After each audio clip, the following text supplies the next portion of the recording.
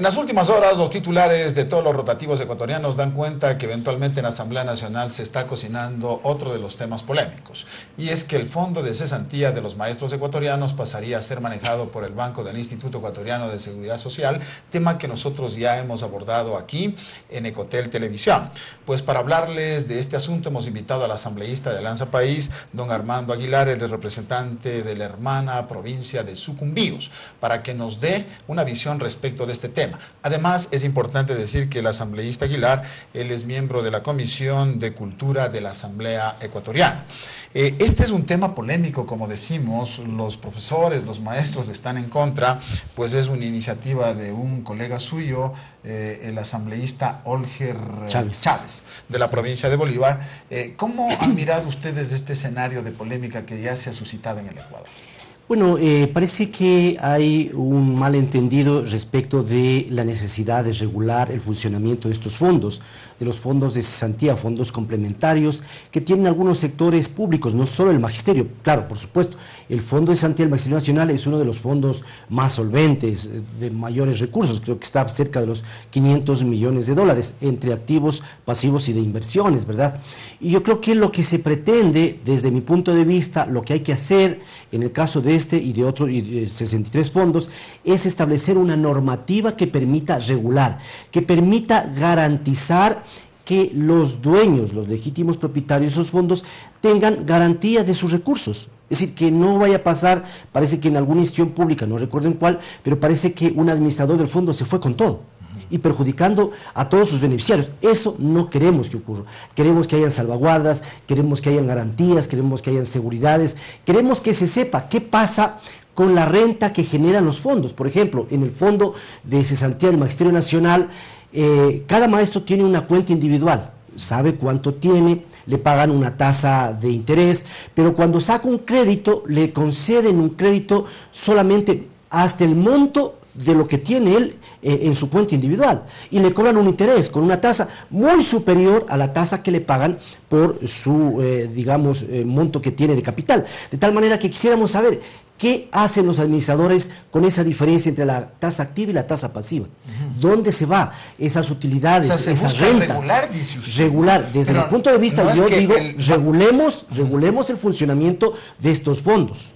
Ya, pero la propuesta sería que el Banco del Instituto Ecuatoriano de Seguridad Social tome a cargo la administración de este fondo de cesantía. Esa es la estrategia. Bueno, en mi punto de vista particular es que si es que los dueños de estos fondos, porque están constituidos con un aporte público, que fue el aporte inicial del Fondo de Cesantía del Magisterio Nacional, y otro aporte, que es aporte personal, que claro, es sus remuneraciones, de los ahorros de los maestros, nosotros no podemos interferir sobre un fondo privado. Que es privado.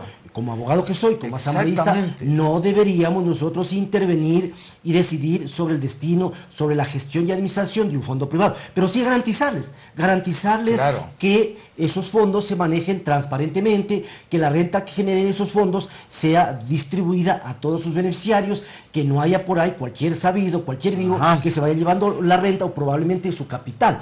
Pero de allí a que nosotros digamos dónde tienen que invertir o cómo lo tienen que hacer, yo veo algunas dificultades de orden constitucional, legal y práctico, y tienen razón. Yo he conversado con muchos maestros en mi provincia, en Sucumbíos, la mayoría de ellos no están de acuerdo con que estos fondos pasen al BIES, porque el BIES tampoco nos ha dado señales claras, es decir, ¿qué va a hacer? ¿Cómo lo va a administrar? ¿Cómo va a mejorar? Además, como usted dice, me parece que es un análisis muy importante que está formulando esta mañana aquí con nosotros el asambleísta Armando Aguilar. Él es miembro de la Comisión de Cultura de la Asamblea Nacional. Por un lado, es bueno regular, dice, el controlar. ¿Cómo es que se están administrando estos recursos que son del esfuerzo de los maestros ecuatorianos, del ahorro? Esa es una cosa. Hay que saber cómo se están manejando estos recursos. Otra cosa es ya cuando una entidad que es del Instituto Ecuatoriano de Seguridad Social pues pase a controlar los mismos. Por eso es que también hemos estado leyendo un artículo del diario El Comercio el día de ayer en donde se menciona de que estamos frente a un Estado concentrador de poder. ¿Usted cree que esto es así? Bueno, eso siempre se ha dicho, de ninguna manera es un Estado concentrador de poder. Lo que sucede es que en el país hemos estado acostumbrados a que haya anarquía en todos los ámbitos y se está, desde que inició el gobierno del compañero presidente Rafael Correa de la Revolución Ciudadana, se está regularizando, se está reinstitucionalizando el Estado. Es decir, que es otro tema, es decir, no es que haya la concentración, sino que simplemente a través de las distintas normas que hemos dictado desde la Asamblea Nacional y que han sido aprobadas por el Ejecutivo, por el Presidente de la República, lo que se hace es regular las distintas actividades del quehacer social, del quehacer público y del quehacer privado, conforme manda la Constitución aprobada en referéndum en el 2008. Entonces, lo que hacemos es cumplir con un mandato constitucional.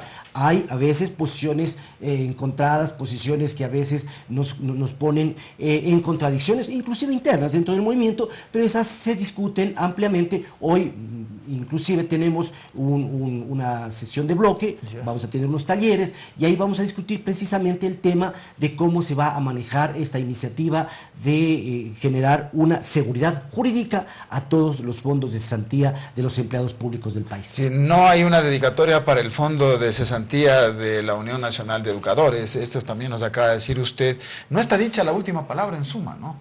No es que el BIE se va a hacer cargo ya del fondo de cesantía, como algunos medios de comunicación ya han titulado incluso. Bueno, entiendo que hay alguna iniciativa en ese sentido, pero eso tiene que atravesar por una amplia discusión a nivel de nuestro bloque, a nivel del Pleno de la Asamblea Nacional, y luego vendrán pues las discusiones a nivel de las organizaciones, de los beneficiarios, de todos quienes son los propietarios de estos recursos que, como usted lo señala, como yo lo conozco, son recursos producto del aporte de su pecunio, de su salario, de cada uno de los empleados públicos, en este caso de los maestros del país.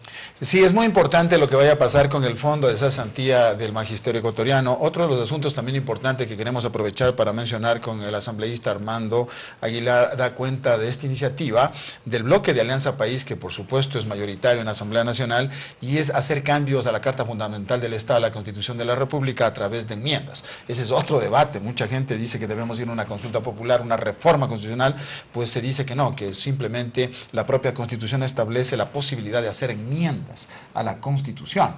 Este es otro tema que ustedes, me supongo, en Alianza País están analizando a fondo. Así es, nosotros hemos analizado ya en semanas, en meses anteriores, esta propuesta, este proyecto de enmienda constitucional. Son 17 enmiendas con una transitoria. Este proyecto se encuentra ya en conocimiento y para resolución de la Corte Constitucional, que es la que tiene que resolver en función de lo que la propia Constitución ordena, que la Corte Constitucional se pronuncie respecto de si la vía para estas 17 enmiendas con esta transitoria es la enmienda a través de este proceso de la iniciativa que hemos suscrito los 100 asambleístas de Movimiento País, que atraviesa por dos debates, un debate luego de que la Corte Constitucional se pronuncie, y el segundo debate será después de 12 meses. En los subsiguientes 30 días de cumplidos los 12 meses se desarrollará el segundo debate y la aprobación correspondiente. Durante todos estos meses, durante todos estos 13 meses, por supuesto habrá una amplia discusión pública, ciudadana, de todos los actores sociales, de todos los actores políticos, de todos los dirigentes, para incorporar algunas de sus observaciones, algunas de sus inquietudes. Esperemos que la Corte Constitucional, ojalá en los próximos días, luego de este receso legislativo que iniciamos el próximo lunes 4 de agosto y concluimos el 18 de agosto, pues podamos ya contar con la resolución de la Corte Constitucional e iniciar con el proceso del primer debate de estas enmiendas en el seno de la Asamblea Nacional. Digámoslo así, el tesoro escondido de esta iniciativa de enmienda constitucional es la reelección presidencial.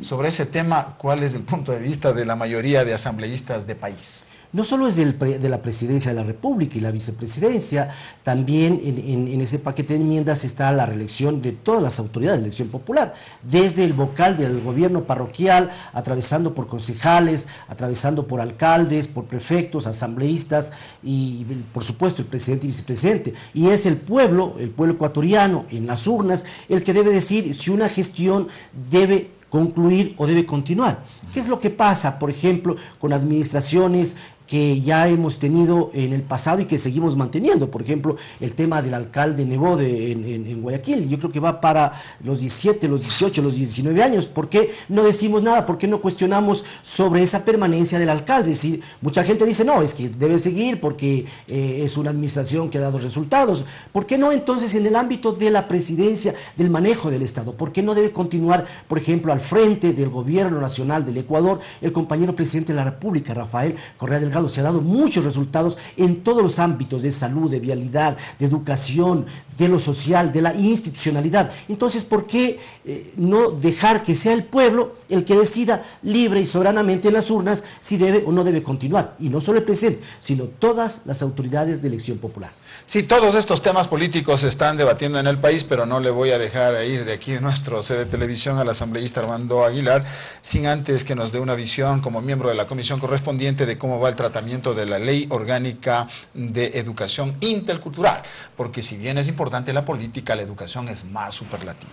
Por supuesto, nosotros a nivel de la comisión, por iniciativa de nuestra presidenta, la ingeniera Jimena Ponce, se implementó en meses anteriores una evaluación de la aplicabilidad de la Ley Orgánica de Educación Intercultural. Se hicieron varios talleres en todas las regiones, se hicieron talleres, en Quito se hicieron también talleres con los actores sociales, con maestros, con administradores de los distritos, de los circuitos, con padres de familia, con estudiantes, con actores sociales. Fruto de ello se han obtenido algunos resultados. Esos resultados estamos procesándolos. Probablemente algunos de esos resultados nos van a arrojar inquietudes que van a orientar una reforma a determinados artículos que un poco se complementará con una iniciativa de reforma que fue enviada por el compañero presidente de la República y que luego del receso iniciaremos, entiendo, con este tratamiento. ¿Qué es lo que busca este proyecto?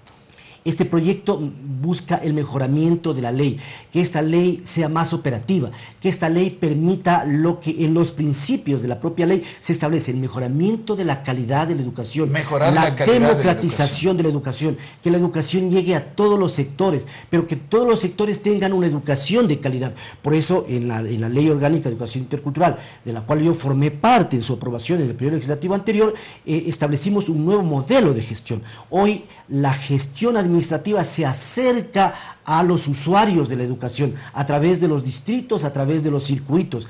Hoy tratamos de inclusive establecer mecanismos de concentrar establecimientos para, en la medida de lo posible, que ya no hayan escuelas unitarias. Si es que es imposible que los estudiantes se trasladen porque las distancias son excesivamente largas, solamente en casos excepcionales habrán escuelas unitarias. Caso contrario, lo que se quiere es concentrar a todos los estudiantes en un determinado sector, dándoles la posibilidad, la facilidad de movilidad, pero para que ahí tengan no un maestro dedicado para los 6 grados o para los 10 grados, sino varios maestros dedicados para un grupo de alumnos y también ahí tengan laboratorio de computación, laboratorio de ciencias naturales, tengan infraestructura en biblioteca, tengan una buena infraestructura física. Es lo que queremos, el mejoramiento de la calidad de la educación en los sectores más excluidos, y en el pasado han sido muy seguramente los sectores rurales, amazónicos y de otros sectores de la provincia. Sí, me parece que la palabra mágica en cada una de nuestras sociedades, en nuestros países, es mejorar la calidad de la educación.